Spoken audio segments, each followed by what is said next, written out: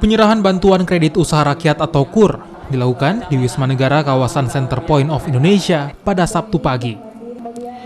Menteri Pertanian Syahrul Yassin Limpo menyerahkan bantuan pertanian dengan total 150 miliar rupiah dalam bentuk barang dan bantuan KUR pada 5 perwakilan kelompok tani dengan nilai pinjaman mencapai 400 juta rupiah.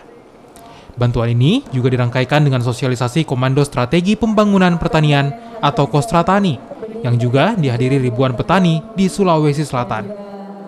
Dan fasilitasi negara, pemerintah, dan oleh Bapak Presiden, Pak Jokowi setelah menurunkan bunganya dari tadinya belas gitu, sekarang tinggal 6%.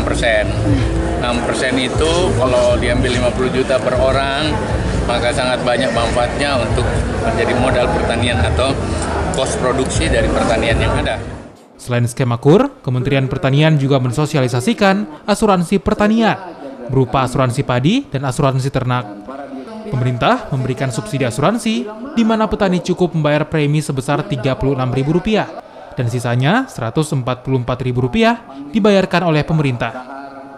Asuransi ini menjamin jika padi yang ditanam mengalami puso karena kekeringan atau banjir, maka akan diganti Rp6 juta per hektar untuk 1 kali masa tanam.